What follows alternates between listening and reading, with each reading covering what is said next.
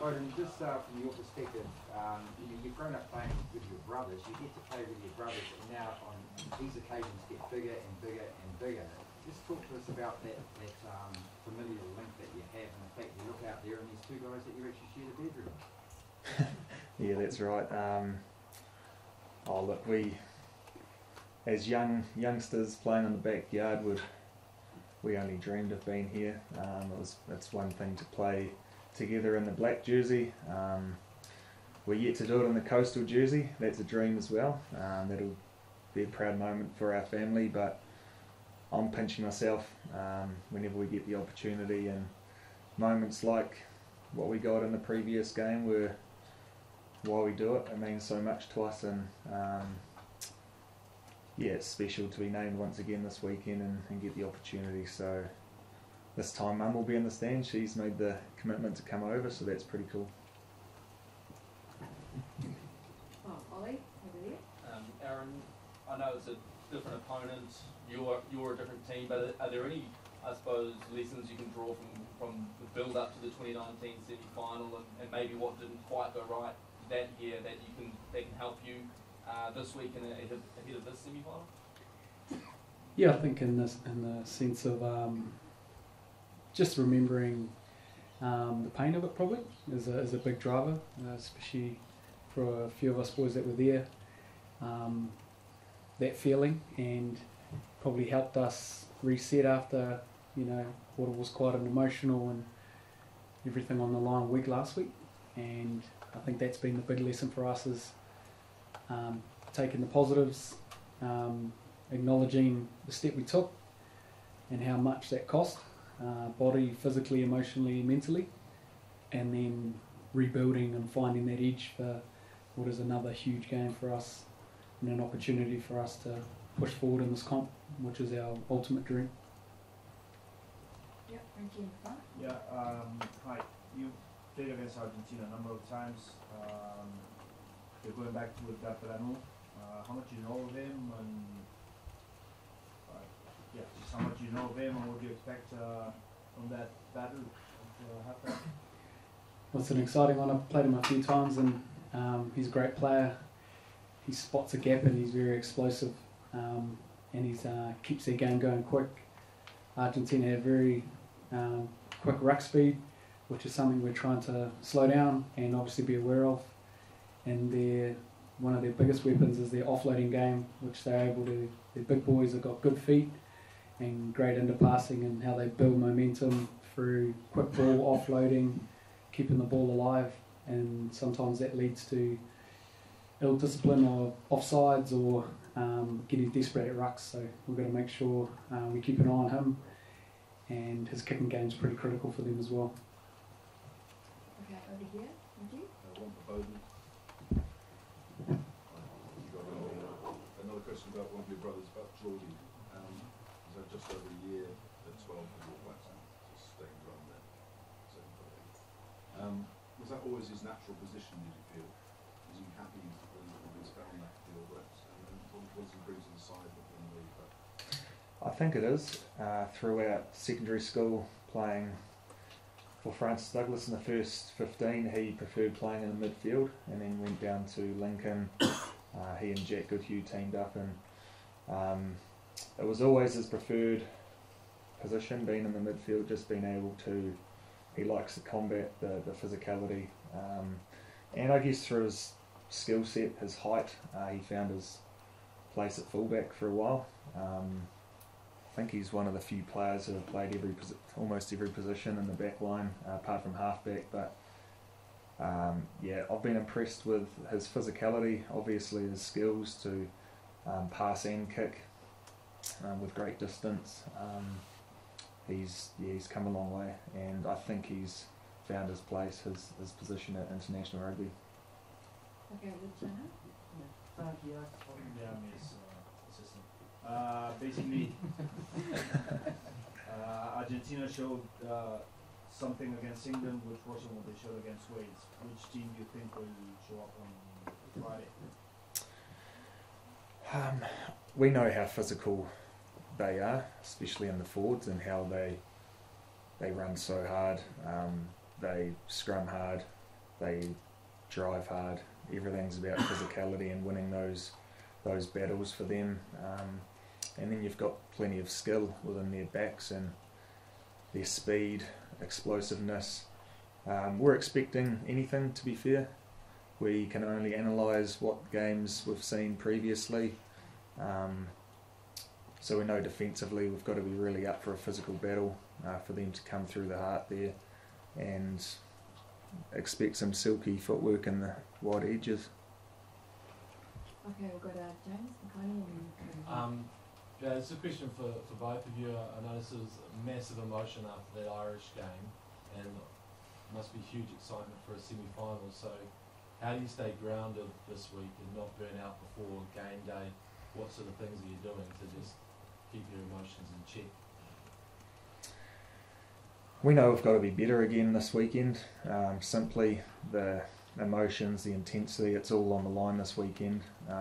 It's our final once again. It's how we treated last week's game, and we know that from previous lessons that intensity needs to be matched, if not increased, from the previous week when it comes to knockout rugby. So we're well aware of the great supporters the RGs have and the scoreboard and all of that. If you give them a good sniff early on, they thrive off that, and they can smell blood. But yeah, we're up for the challenge. Whatever comes our way, we'll be ready.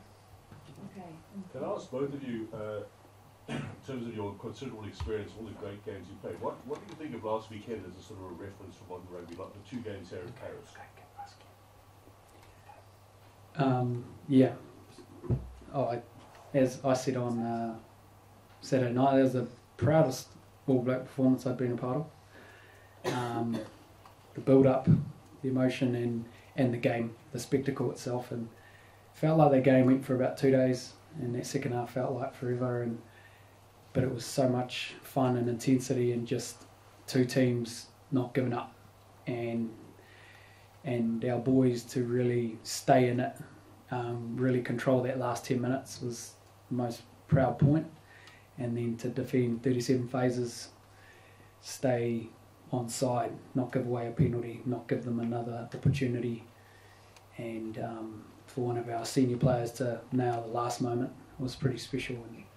And then you look at the other quarter-final, what a game as well. So that's the beauty of this World Cup.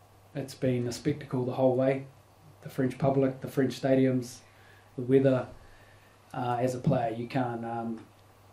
You appreciate so much about what's gone into this tournament, and to be still a part of it is just such a blessing. And as players, it's your opportunity to make sure you prepare and give it absolutely everything each day to when you get a chance to play. And we're lucky enough to have another opportunity this weekend, and we want to be better than we were last week. Andrew Seville at the back there. Aaron, you mentioned last weekend, the highs of last weekend. How do you come back down and then go back up again? How big a challenge is that? Yeah, I think you've just got to look it in the face and go, yep, that's we took that step. But I'm an emotional person. I use things to fuel me, and I remember being in the same position 4 years ago, and we didn't get it right that night. And this opportunity, that messaging this week around taking the learnings.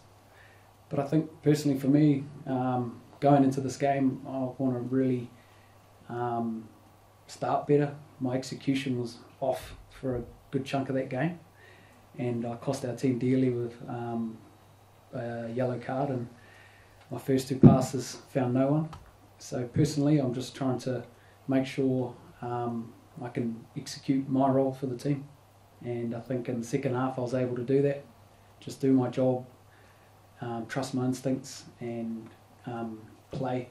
So using those energy and the lessons of 4 years ago, and just trying to make sure on Friday night I'm in a position to execute my role as best as I can.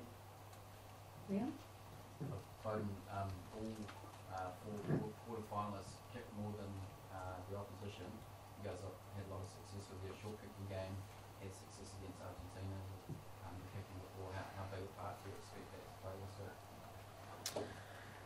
Yeah, we were early on in the competition quite surprised with everyone's long kicking game.